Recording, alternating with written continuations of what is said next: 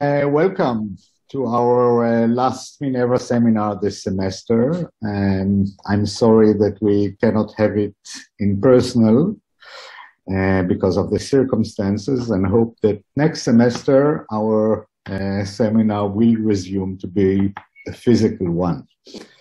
It's a great pleasure to host today Dr. Rawia Aburabia with us on a very, very important and interesting topic: Palestinian women from the West Bank and Gaza in polygamous marriage in Israel.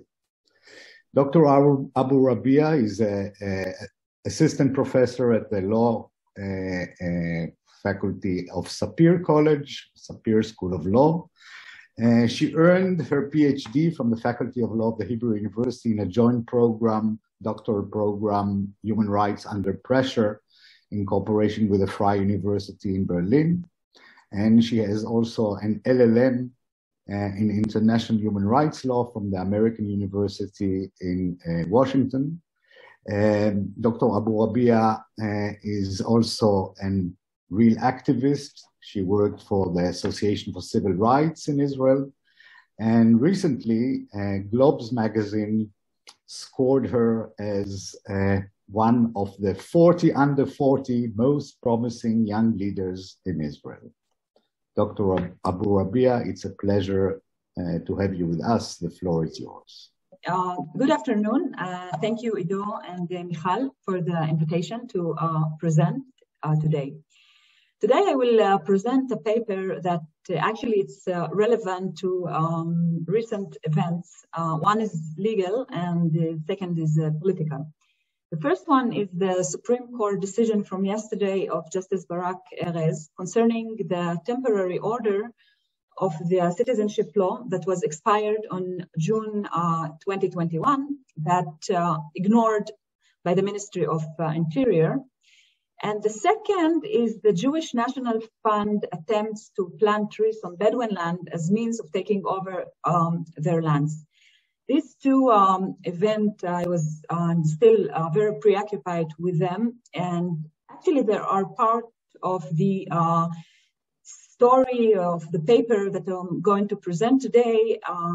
It's a story about selective law enforcement, settler colonialism, and Bedouin women, and the ways law is manipulated by security and demographic concerns. As you will see, although my paper is tackling historical archival material during the 80s, but it's very much relevant to our days.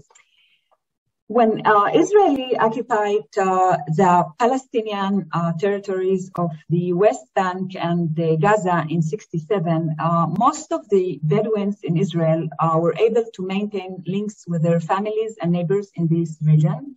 While a green line remained the political border, Israeli authorities allowed people to cross it both directions.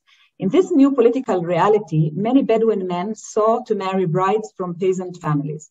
Subsequently, cross-border marriages between Bedouin and Palestinians encountered difficulties due to political changes that led to the imposition of security restrictions. Yet, despite these changes, bigamy involving Palestinian spouses continued to exist. According to a recent report, in Israel, 18.5% of Bedouin households are polygamous. In the occupied territories, the percentage reaches 10%.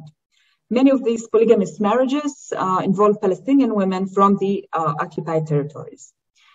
Although polygamy is a criminal offense under Israeli law, the Israeli authority do not prosecute Bedouin who have contracted polygamous marriages. The authority only decisively act against polygamy in cases that involve issues of immigration, citizenship law, and family reunification. The Ministry of Interior denies requests for family reunifications in cases of polygamy in order to discourage its practice. This policy has been upheld by Israeli Supreme Court. Despite this policy, the practice of bigamous marriages involving Palestinian women continues, as I said, raising several questions that I'm interested to explore regarding the legal status of Palestinian women, the establishment or removal of political borders, and the creation of new political and legal categories. It likewise brings to the fore issues concerning how familial relations breaches political borders between the Palestinian people and generates new legal categories for Palestinian women in bigamous marriages. Indeed, these women are trapped from all sides. They are female in a patriarchal society, living under an occupation that has become a partner in the oppressive illegal practice of polygamy. And they lack any residency or citizenship rights in Israel. The purpose of this paper is to explore how Israel, as an occupying power, utilizes its legal system to control Palestinians by selectively enforcing the prohibition against bigamy only in cases that involve Palestinian spouses. Slide 3, please. Based on an extensive textual analysis of policy debates within the Israeli Authority during the 80s, this paper reveals that bigamy laws are implemented selectively in cases involving Palestinian women.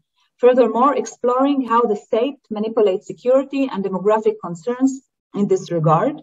These manipulations are a manifestation of state power, which is applied in a similar manner to all Palestinians across the Israeli-Palestinian border. When I will present my findings, I will focus on a subcommittee tasked with investigating the phenomenon headed by Deputy General Attorney Rawia Aburabia. Slide 4, please. I argue that the State of Israel's enforcement policy is part of Israel's structure as a secular colonial state. Furthermore, it accords with the logic of eliminating the native, because this policy is enforced only if it involves Palestinian spouses from the occupied territories. While Bedouin in the State of Israel possess Israeli citizenship, Palestinians in occupied territories do not. Thus, according to the Israeli logic of elimination, allowing Palestinian women in polygamous marriages to enter the State of Israel enable the Palestinian right of return through the back door, posing a serious threat to the fundamental structure of the settler colonial state, a central aim of which is maintaining Jewish majority. This system traps Palestinian women in bigamous marriages by making their marriage illegal and increasing their vulnerability and dependency on masculine authority. Slide 5, please. Unfortunately, I will not have time to get to my conceptual framework, settler colonialism. It's much more detailed in the paper. I want to delve to the finding and actually try to answer the question: when do state authorities express interest in enforcing the prohibition against polygamy? And I will divide my finding into 3 categories that you can see: the discourse of in the 80s and the political context, the demographic present, and the enforcement of anti-polygamy law. So basically, a study of archival materials revealed that state authority began to pay attention to the issue of polygamy in the early 80s. A subcommittee tasked with investigating the phenomenon of polygamy was appointed in 1981, headed by then Deputy Attorney General Rawia Aburabia. It's important to mention, so you can have the wider context, that in 1975, Aburabia was headed a Department of Justice committee that drafted government policies regarding Bedouin lands, playing a central role in formulating the Dead Negev doctrine and prescribing the revocation of Bedouin property rights. As I will demonstrate, the interest that Aburabia subcommittee took in polygamy didn't stem from concern for the women and children victimized by polygamy's structure, but rather was motivated by demographic security concerns, especially focusing on marriages between Bedouin and Palestinian women. The fact that the subcommittee was appointed by the Central Committee for Security is instructive regarding its orientation and the underlying agenda that prompt investigation into multiple marriages and registration of birth. Slide 6, please. In May 1981, Yosef Tov, director of Visa Department in the Ministry of Interior, sent a letter to the Assistant Director of the Population and Immigration Authority regarding the problem involving in registering the Bedouin population in the Negev. Tov addressed the issue of multiple marriages among the Bedouins, highlighting that most cases of polygamy involve women from the Gaza Strip who live with Israeli men without formal marriage. Such women, he noted, are registered as common law partner, as a wives following fictitious divorce from older, usually Israeli spouses. Children born to these common law partners are registered as the official wife children, utilizing IDs originally belonging to the deceased person. It is clear that the findings are horrifying. The Bedouin of the Negev are exploiting to the maximum any breach that would enable them to mislead state authorities. Finally, Tov recommended a number of urgent steps, including the rejection of requests for permanent residency based on marriage of a divorced Bedouin man. The authority should refuse to amend the marital status of divorced Bedouin men in cases of marriages to parents with a considerable age differences. Birth certificates should only be issued after an investigation into the particulars of the case, and a deceased person's ID should be returned immediately, while registering ID number not returned for tracking purposes. Slide 7, please. The security-driven underpinning of the subcommittee regarding polygamy are further illustrated by a meeting of the Central Committee for Security, which took place on November 23rd, 1983. The meeting, which concerned polygamy, was held curiously by the Central Committee for Security, but also a representative of the advisor of Arab Affairs and the minority officer in the Negev district, Michaeli Baz. Michaeli Baz prepared a preliminary memorandum entitled Multiple Marriages Among the Bedouins of the Negev. According to Baz, the effects of the advanced Jewish environment actually is part of the increasing of the phenomena. According to him, the number of polygamous marriages between Bedouin men and Palestinian women had risen again since 1967, when Bedouins began marrying Bedouin women from the occupied territories, especially from the Gaza Strip.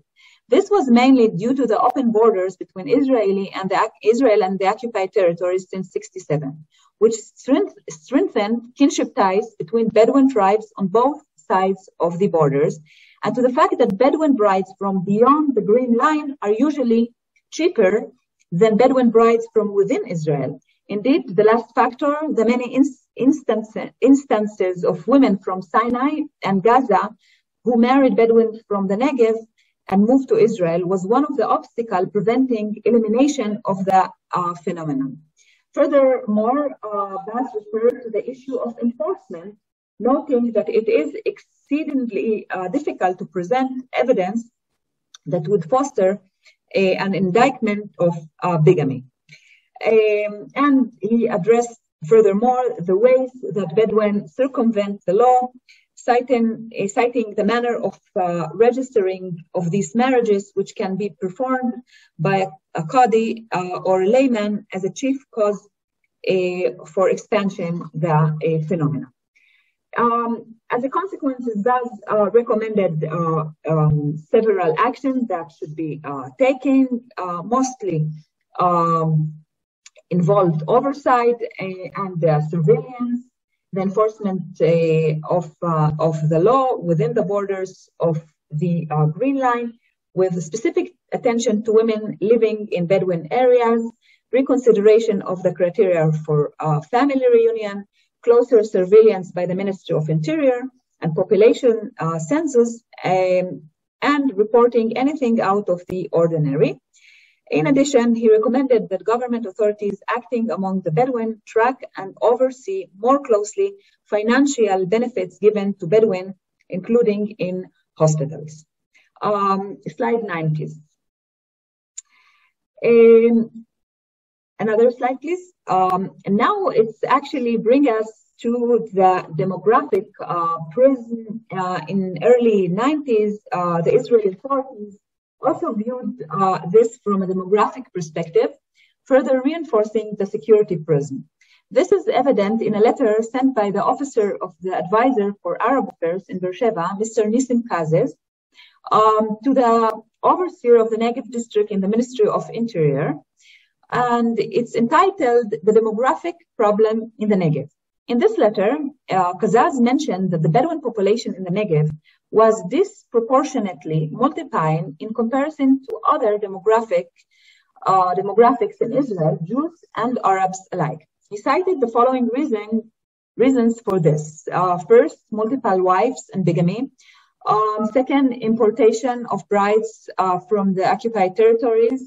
Third, importation of brides from Arab states, predominantly from Sinai, Egypt, and Jordan. Four, the failure to enforce family reunion laws. And fifth, possible problematic phrasing of criteria for family reunion laws, which failed to address the problem. The subcommittee commissioned to investigate polygamous marriages among Bedouin women in the Negev, headed by Lia Albeck, also focused mainly on the demographic aspects of falsely registering children of Palestinian women, ignoring aspects relating to the legal, social, or economical status of these women. Attempts to cast light on the humanitarian aspects of Palestinian women in the polygamy system were blocked and also dismissed. In sum, polygamy began to concern the authority in the early 80s, leading them to investigate the phenomenon. However, this only occurred when it was framed as a national demographic problem involving Palestinian women marrying Bedouin men and moving to Israel, thus challenging the demographic balance in Israel. The direct involvement of the Office of the Advisor for Arab Affairs and the Negev Minorities Officer is further testament to the state's narrow reading of the practice as representing a demographic challenge to the Jewish majority. The treatment of polygamy didn't at any stage, as the archival materials reveal, result from concern about Bedouin women well-being and rights under polygamous system. Rather, these women are considered agents of a demographic threat. Slide 10, please. The conclusion of the committee lead us to the second category of enforcement of anti-polygamy law. And the conclusion that polygamy represented a national demographic threat led state authority to initiate enforcement operation. This is evident in Lia Albeck letter to the Chief of Investigations Department in the Israeli Police from December 1984, in which she requested the transfer of the operation to a designated unit that would systematically investigate bigamy-related offenses and the falsification of children's birth registration. And I'm quoting. One should point out that the issue has significant public importance because offenses involving Bedouin women in the Negev have become a national calamity. And there is already a large population of women who have illegally entered Israel and whose children are not lawfully registered, as well as a host of methods to falsify public records regarding Bedouin women and children in the Negev in order to conceal criminal offenses associated with them. Next slide, please.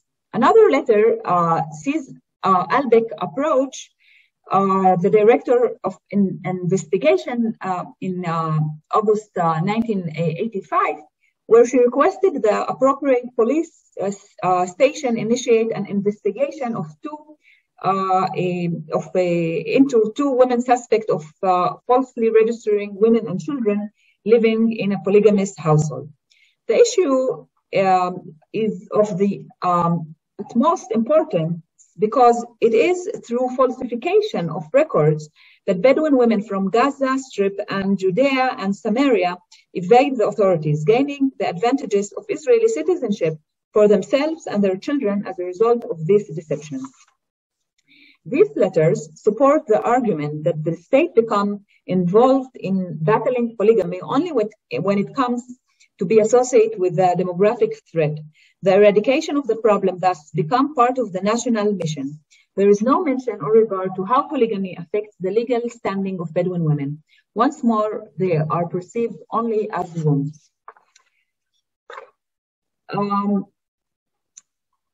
I would like to conclude by saying that demography and security discourses cast the issue of the Palestinian Bedouin family within the prism of negative demographic developments that endanger a Jewish majority state.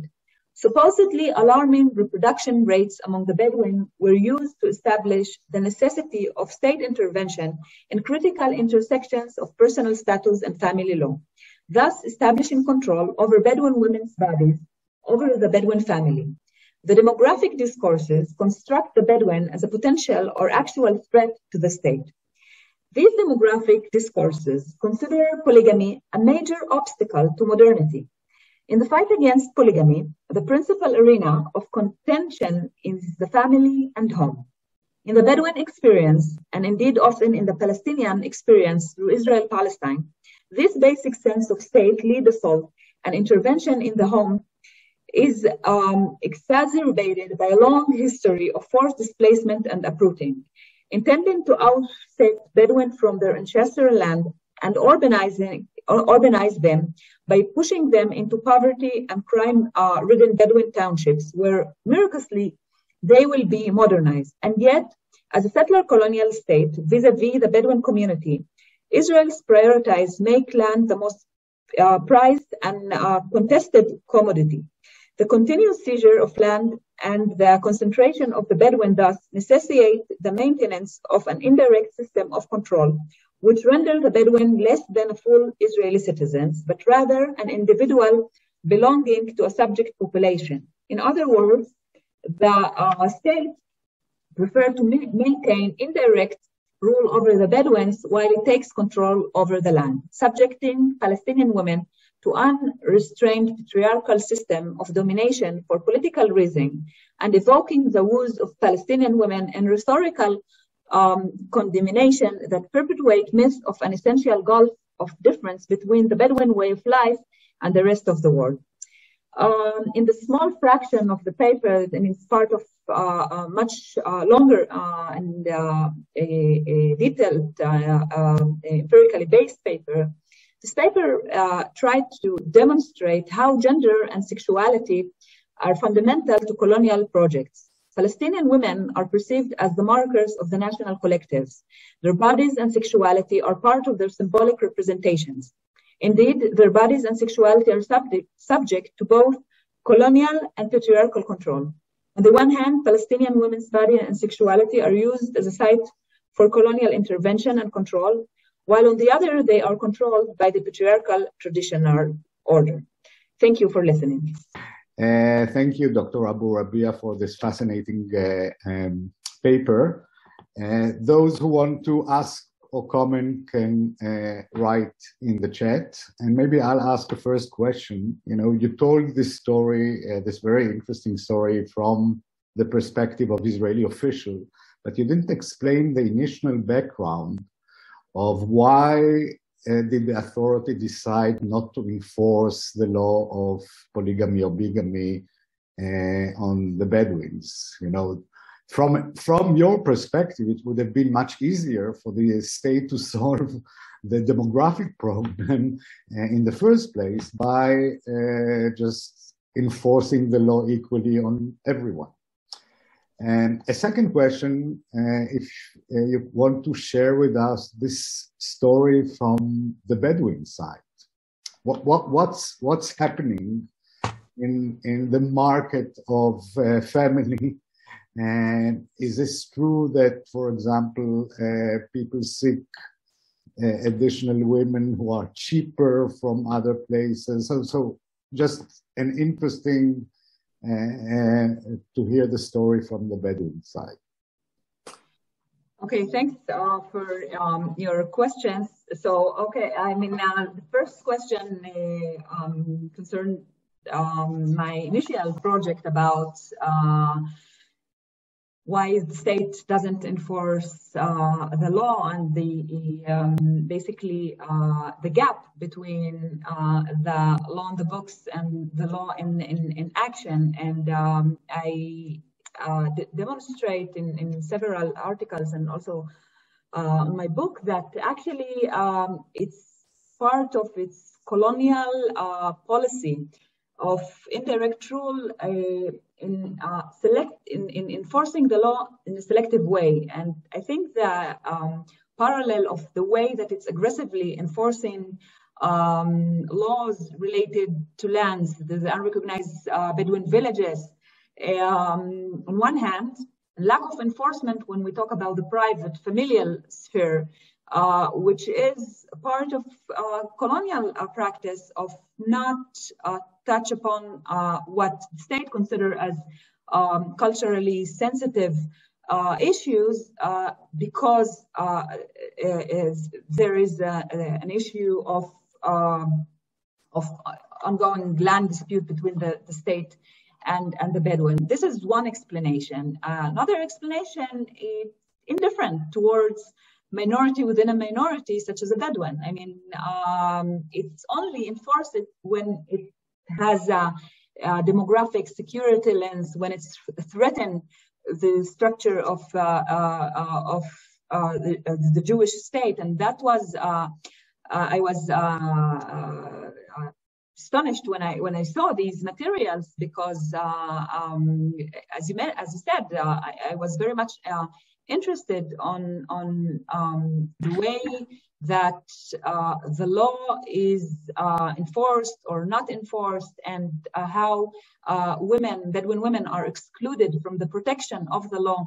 I look at the Sharia court in Beersheba between the years 2008 and 2016, and I showed how Sharia court ratifying polygamous marriages, customary polygamous marriages actually, and no one did much about it. But I have to say that recently, I mean, in 2018, there was the interministerial committee of Israeli interministerial committee of the Ministry of Justice, headed by Amy Palmore, that actually drafted some recommendations concerning polygamy and how should we enforce polygamy.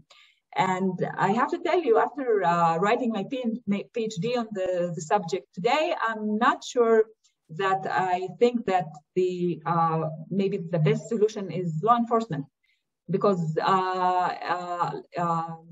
law is limited, and if you want to tackle it from as a feminist, I'm saying we have to make it illegitimate. We have to delegitimize it, and maybe this is process that need to take place, and then the law could intervene and assist us. But still, when there were voices from communities, including my voice and other feminist Bedouin women and Palestinian women, that called the state to enforce the law, the state preferred to actually have a patriarchal bargain with the traditional religious leadership of Sharia court, and that is actually supporting my argument that it very much cautious about interfering in what considered to be sensitive part of this private familial sphere. Now, about the story from the Bedouin side, there are several stories. It depends who you're asking. I mean, if you're asking women and men who are supporting this practice and or against this practice. And unfortunately, there are women, educated women as well, that supporting and part of this practice. And recently, I actually wrote an article about the fact that Sharia court ratification of polygamous marriage of of women who are widows actually enable them to fulfill their rights as heiresses, where if they wouldn't grant such a recognition, they wouldn't gain recognition and rights as inheritance rights, which show this complicated stance regarding Sharia court as social actors on one hand, feminist organizations and women that I cannot say that we share the same story. And it depends, because if you ask women that could not have an option to, for instance, be a single mother in a patriarchal society, they will say, well, this is a good solution for us. And if you ask feminist women who says it's oppressive.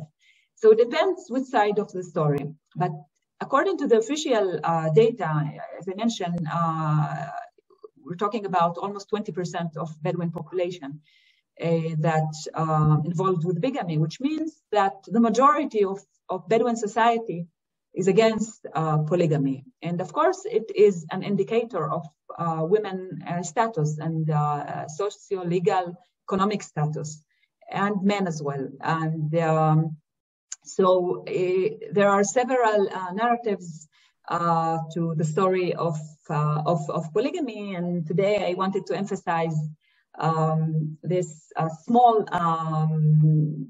portion of this wider story, and I agree with you that there is much more in this story. Thank you. Thank you. Fascinating. Katerina Konarek wanted to ask a question.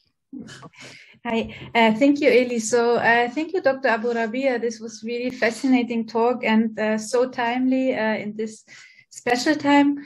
I'm a political scientist, and I have a question for you as a lawyer, because I'm trying to put the talk that you gave into perspective, especially also with the enforcement of Aliyah, right? So if you read it maybe also from a legal perspective. So on the one hand, there is a population that is trying to be driven out of the country. Now I'm talking especially about the children, right, that are born by this second or third wife, but they are technically Israelis. And on the other hand, there's this big push to bring people in the country that have no connection, and that is really done in a like religious selection. So from a legal point of view, did you had any kind of discussion in the court why the push towards Aliyah is so allowed or legally right, and the push out of the indigenous population is kind of legally on the paper allowed? Thank you very much. I think it is, I didn't have much time to delve into the conceptual framework of settler colonialism, and it's part of this logic of eliminating the native. And actually, specifically, the Bedouin were recognized by the UN as an indigenous population. And but legally speaking, we have the law of return that grant any Jew the right to Jew from diaspora, the right to immigrate to Israel and entail a right, while we have the citizenship law temporary order that expired. I mean, legally it was expired and it's no longer enforced. We will see if we will have a new law, but it actually was, when it was challenged in Supreme Court, it wasn't cancelled. And that is the main issue here. And actually, I'm a family law scholar, and when I'm teaching about the constitutional law for family, also in perspective from international human rights law and the right to have a family and to marry and have children, that they will be also granted legal rights. This is, I think, maybe one of the most racist clear laws that we can see what happens when we talk about Palestinian, indigenous, and what happens when we talk about Jewish and actually this issue could resolve if we would reimagine way to decolonize the space, the Israeli-Palestinian space, and actually to say, okay, well, we don't want to kick anyone here, okay? Indigenous people and Jewish, and we don't want to kick anyone, but we can think about a citizenship law, law of return that will be much more equal, that will not grant privileges to Jewish. And even if we take the events of the last day, I don't know if you heard, but it's all over in the press regarding the attempt of Jewish National Fund to foresting and plant trees in one of the unrecognized Bedouin villages of Sawa in the Nakab. And this is demonstrate, I mean, it's not about trees. I mean, here in any case in the desert, in the Negev, if we plant trees, we don't have enough water, they will be dry in any case. It is a political act of how we are pushing people, whether indigenous people, whether by legal mechanisms, practices, manipulating the law, and there are several mechanisms and practice. That's why I'm thinking that it's not just a legal issue. It's political. It's legal. It's social. It contains so many aspects that has to do with power structures and power relations and ethno-national contested spheres. And we have to look at these issues not merely from a legal perspective. Thank you. Kasim, next on line. I think she answered for my question. It's okay. But part of your question. The second one she answered. The first one, why did you focus on the Bedouin in the Negev, not in the north or all Muslims? First of all, because the Bedouin is, the polygamy is much more common among the Bedouin community in the Nakab. Secondly, it's also, that was my scope of my research, the Bedouin of the Nakab, and the availability of the empirical research, whether it's Sharia court in Bir Sabah or archival materials that focused on these areas and borders of the Nakab, especially Gaza and Bir Sabah, and the way that it's enabled the cross borders marriages. So it's both, I mean, because it's widespread and because of availability of empirical data. Amnon Reichman. Thank you. So I was wondering, in terms of the theoretical apparatus within which you analyze the system. So you offered to understand the phenomena from the perspective of settler colonialism, which is. But I was wondering whether this story also fits with just the traditional Jewish narrative that says, okay, we're under stress here. Our present as a national home for the Jewish people has never been accepted by the region, so to speak. So we have to take defensive means. And this is how we protect ourselves, etc.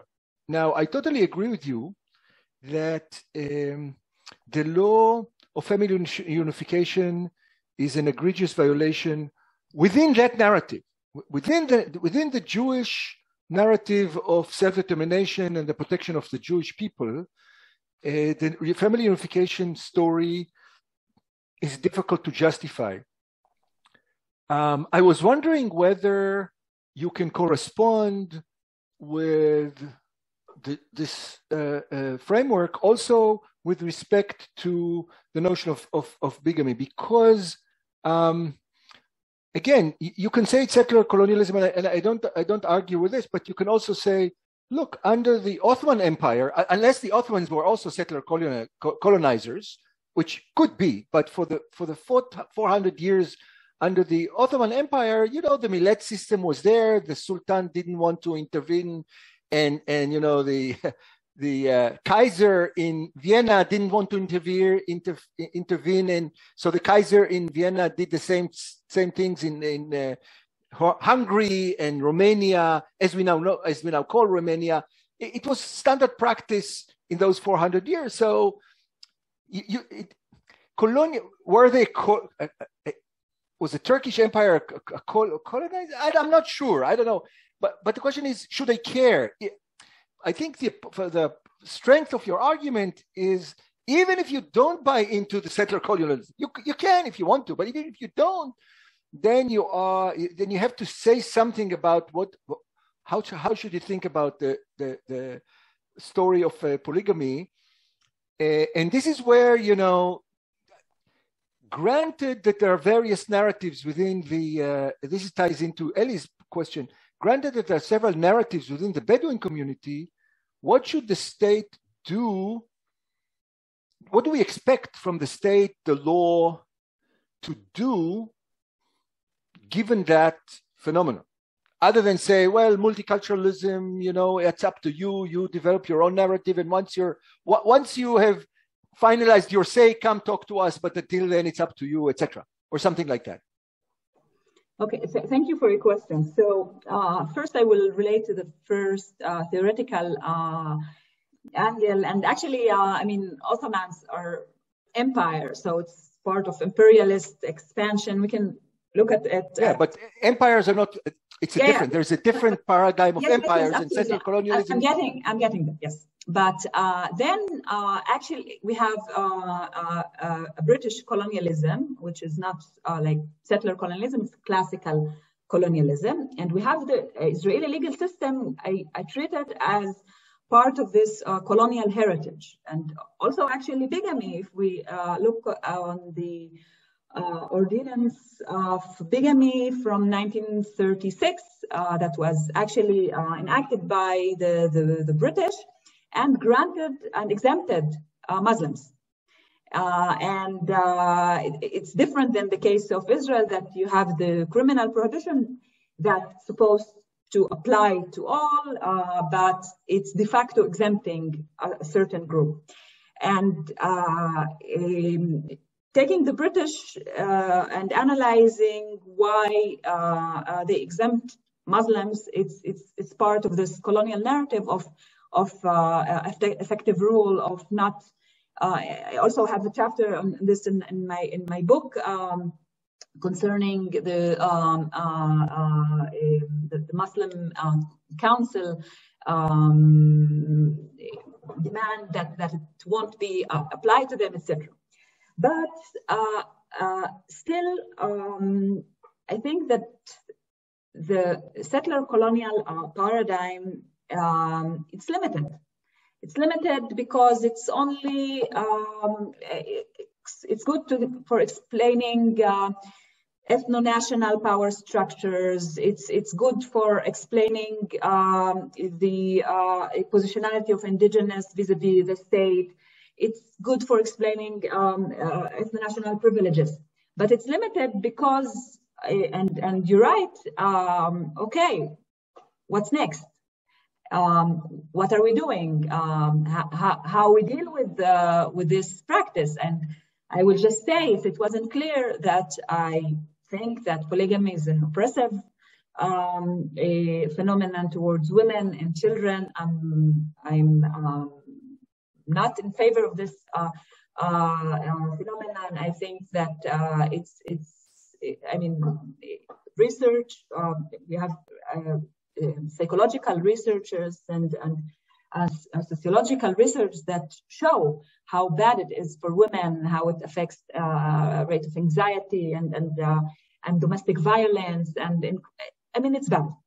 But what are we doing with it? And there, I think we need to explore several options, because I don't think we should treat it as, okay, it's a multicultural practice, we should be liberal towards it. No, because we should think about this minority within minority. We should think about these women. And why I was concerned reading this archival materials, because actually I was looking and I was expecting to find something that talking about these issues, about how bad it is for women and children. I was expecting to find something, or I was hoping maybe to see, to talk about this social dimension of this practice, how oppressive it is to women. But then when I see the selective law enforcement, it even actually irritates me more, because I think this issue should be dealt with, and but it should be equally applied to all cases without any differentiation if it's Palestinian or not, and this security demographic concerns. Now, what should we do? First of all, I think we should have a better supervision of what's happening in Sharia court, that's ratifying these cases. We need to, and this is legally, we need to also give more tools to Bedouin women to have other options than polygamous marriage. I mean, there are several things that should be done, and as I said, I think that the law itself, it's not enough. But still, if we have a law, yes, it should be enforced. Maybe, I mean, we cannot say, okay, let's enforce it.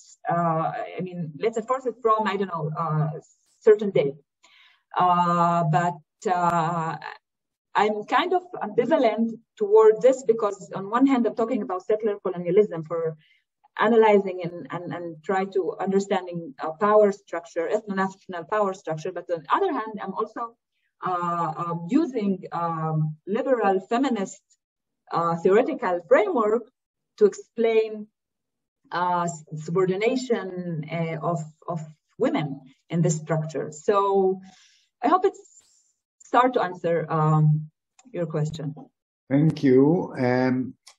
You said before that it's very different among the Bedouins in the north, which has a much less polygamy. And I just wanted to ask you from curiosity, what do you think are the sources for these differences? And what do they mean for trying to change social values from within, from without, if the state has to take part in such an effort? This is one question, and I want to turn, since you are such an expert on the topic. The people and family is one issue, and lands is the second big issue, as you said, with the example of the current example of the tree planting.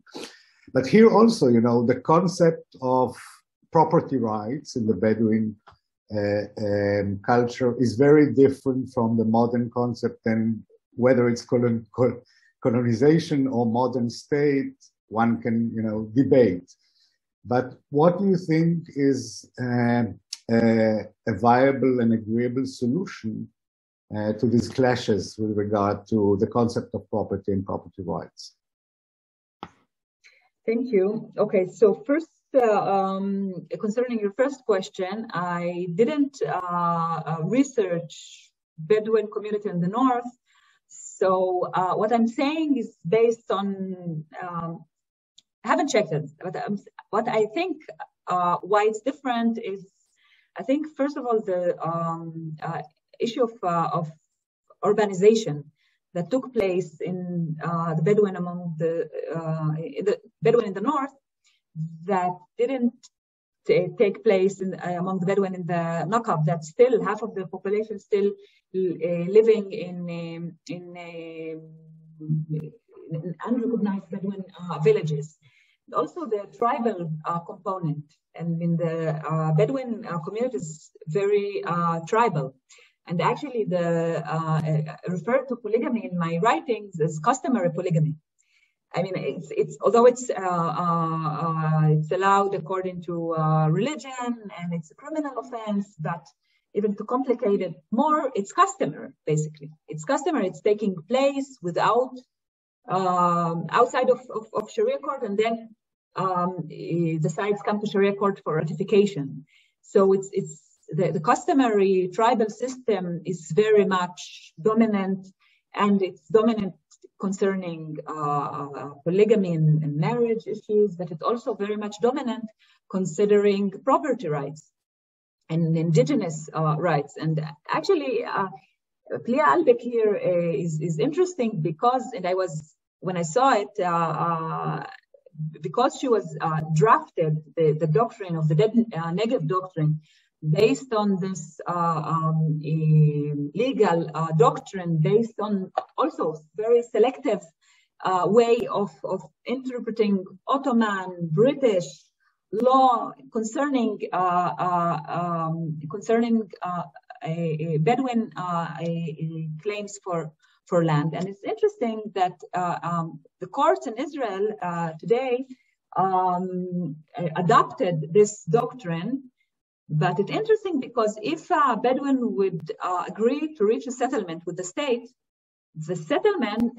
would agree, which means that this is a kind of an absurd that wait, I have a right or I don't have. The only situation that you have rights when you agree to give up your rights. So this is if I can describe this absurdity of this dead land doctrine, but still, also we're talking about actually, I mean, the Negev is 60% of Israel territory. The land claims that we're talking about, it's only 3% of the Negev territory. 3%, this is it. And this is concerning land claims, but there is also the unbearable situation of 35 unrecognized Bedouin villages that denied basic services, that their homes been demolished, that they deprived any services that their Jewish residents in the Negev are entitled. And actually recognizing these villages and this 3% of the Negev would solve the solution. And there are several plans that were drafted by NGOs and expert on the field that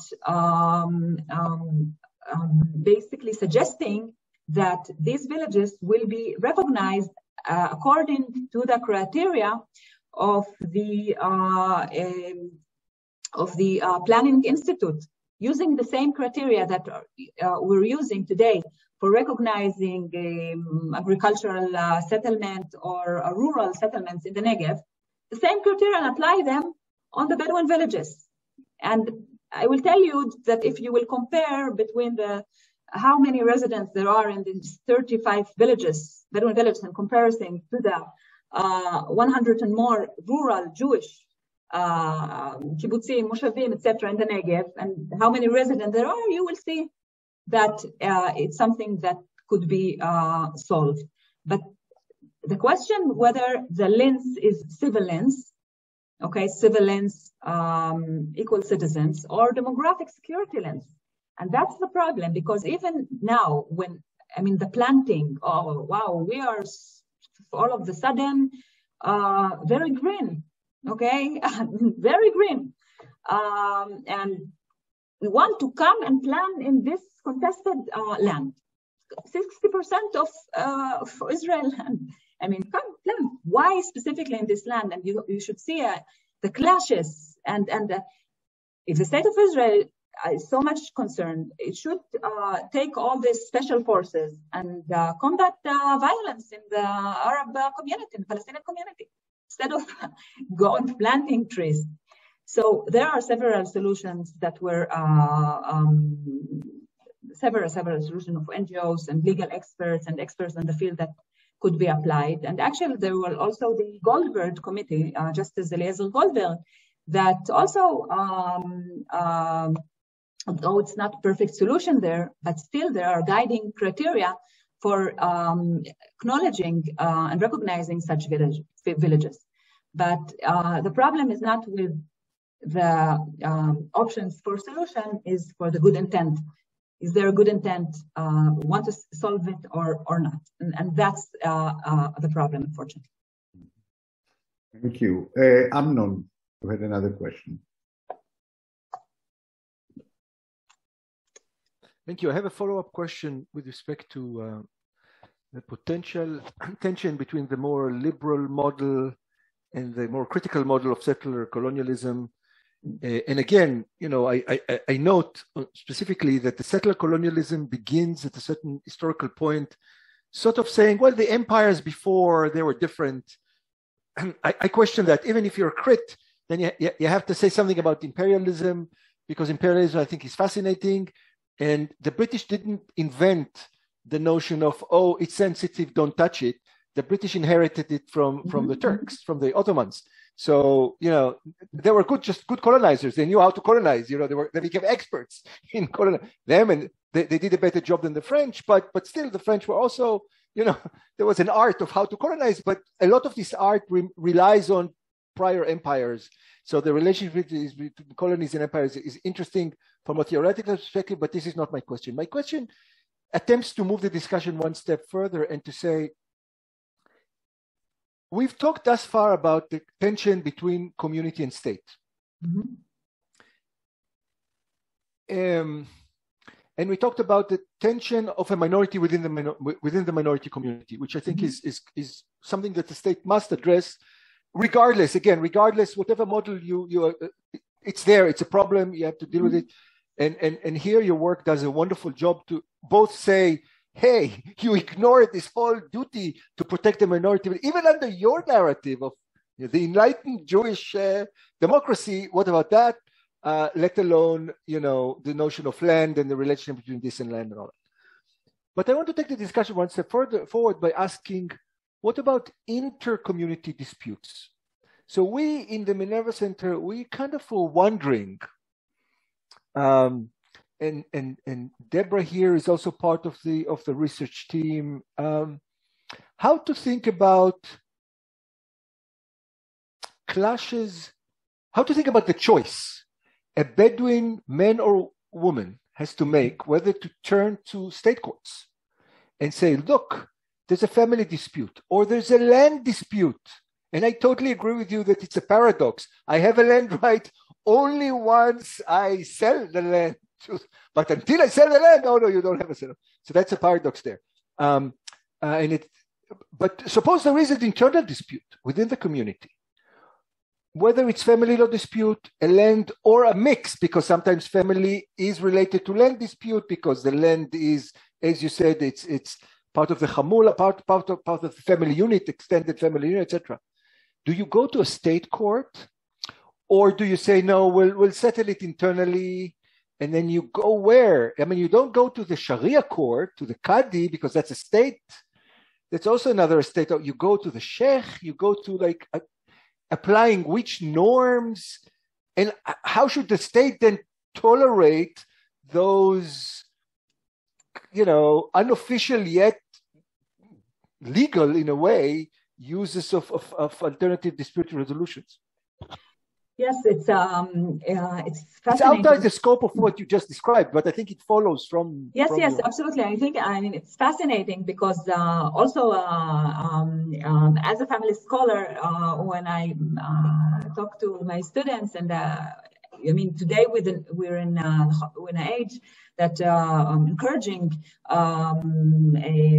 people not to go to the to courts. Go to alternative ways of resolving the disputes, whatever, family matters and other matters.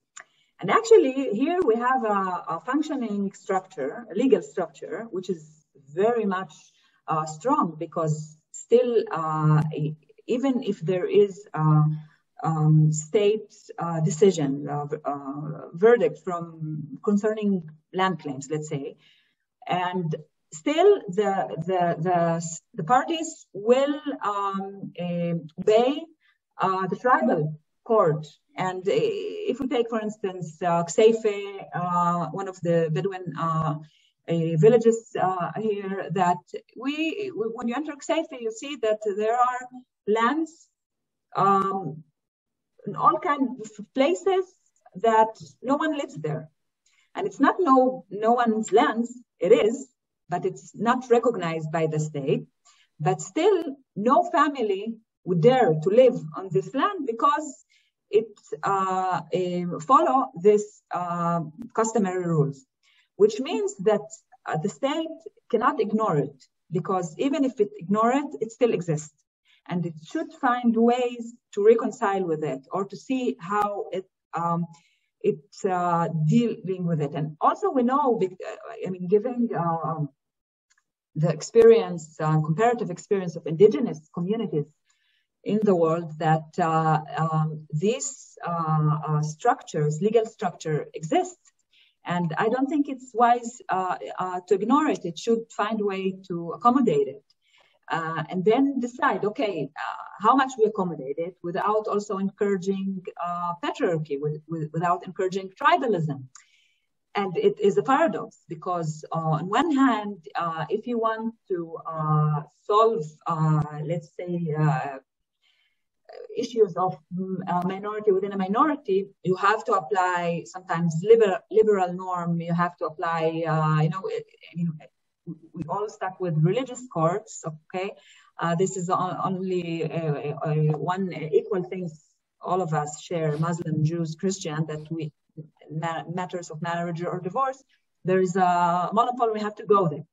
But to add to this another customary point. But on the other hand, it could be effective in certain issues, especially in land claims. And actually, the things that Sandy Kedar and Owen Stachel and Ahmed Amala try to do with their research and book and articles is to come and say to the state, well, this deadland doctrine is incorrect. Let's apply other legal doctrine that is based on this structure and this oral history and other documentation, and present an alternative. So there is no clear answer for this, but I think it should not be ignored, because sometimes it could be useful, we could learn from it, but it should be used carefully if we don't want to enhance other patriarchal tribal phenomenon that we're trying to avoid. And I think if we're taking the issue of violence in the Palestinian community these days, I think it's an example how these structures are no longer, they smashed basically. And even if, I mean, they're not working on anymore. And thus in this vacuum, we need something else. We have to think what it would be, this something else. Thank you. Thank you. Any other comments or questions? Yeah, I have just firstly, thank you very much for the fascinating talk. It's related to actually yesterday's Supreme Court decision in regard to the citizenship law. Are you optimistic that that will bring again this very important violation of human rights to the front of the legal community, or is just, do you think that the Supreme Court decided to intervene, or just only the decision outcome of that temporary law until Shakir and the government Ministry of Justice, Internal Ministry will, bring the new law to the Parliament, and within months, according to I read the decision. So I would love to hear what you're undertaking from. Are you optimistic? I'm not, but just to hear. Thanks. Thanks again for the fascinating topic. Thank you, Adil. I'm trying to be optimistic. It's not, I'm in trouble. We have to, all of us. But I mean, we have to distinguish between the formalistic aspect of this such a decision and its substantial aspect. In the formalistic decision, I mean, this temporary order was expired. And once it's expired, the Ministry of Interior could not ignore it. This is very, it's like an administrative level, and even Justice Barakaros didn't have much, I mean, according to this even formal law, that's a decision. But in the substantial level, now there is a discretion of the certain committees whether to grant such reunifications to specific cases or not. And then they should take each case and deal with it and see whether they will grant it or not. So we will have to see how much of these cases that will be brought to these committees on humanitarian ground will be granted such reunification or not. I mean, the only obstacle that was removed is the administrative obstacle that say you cannot follow a rule that was expired, that is no longer exists. This is on one hand. I think the answer to your second part, it depends on the coalition. We will see what will happen if Mansour Abbas will, given what's happening now in the Negev, and it depends, and then we will see. I mean, it's very delicate, all of it, and we will see. But the interesting question will be if such a law would be reenacted, and then it will come again to Supreme Court, whether we will have the same, probably we will, the same decision as the previous or not. So I'm not that optimistic, but at least we have something to be optimistic about today, and the administrative aspect, and not on the substantial aspect. Thank you. Thank you, Rawia. Any other questions or comments? So maybe I'll ask a follow-up question as a concluding question to Nabil. Really, in the last 6 months, there is a precedent in Israel. Mahmoud Abbas is part of the coalition. He was very much elected mainly to the support of the Bedouins. Do they see him as a representative? If there will be some goodwill from the side of the government, will his opinions will be accepted? And if not, what is the representation structure, or who do the official of the state of Israel should negotiate with?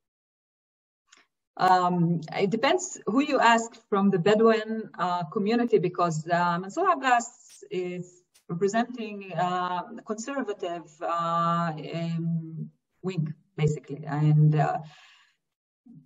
despite the fact that maybe we don't think about the Bedouin as a liberal community, but there are parts of it that are liberal that actually are not part of his base. But still, he has base here. And before, when Said al-Khroumi was a Negev representative. So first, I think they should have a representative from the Negev itself, like a Knesset member. So it will be much more legitimate. But I think now is the crucial moment of Abbas now these days, because it's one thing to have a nice, impressive discourse, but it's different when you need to deliver. And it's interesting because yesterday we saw the tweet of Yair Lapid, first time about that, high-ranking minister tweeted that, if I'm not mistaken, that shouldn't ignore a Bedouin land claim, etc. Something that was very positive. And of course, it's part of politics, but it has a symbolic meaning. But now we want to see action, not just symbolic meanings. Okay, we are beyond this, symbolic meaning. We need to see whether they will stop planting, whether they will recognize these villages, whether we will see things. Although Abbas stated that he only deal with civil matters and not national matters, although what's happening today in the Negev, it's totally national. It's not just civil. It's about land dispute. It cannot be just civil. So we all waiting to see what will happen, but still is very much conservative. Other aspects might not represent part of the Bedouin community. But let's wait and see if you will manage to stop all these aggressive actions in the villages these days. Thank you, Dr. Aburabia. It was really fascinating, and I hope to see you again in our forum. And thank you, everyone, for participating. Thanks for Michal and Ido for coordination and organization, and see you all next semester. Thank you all. It was very fascinating for me as well. Thank you very much. Thank you very much.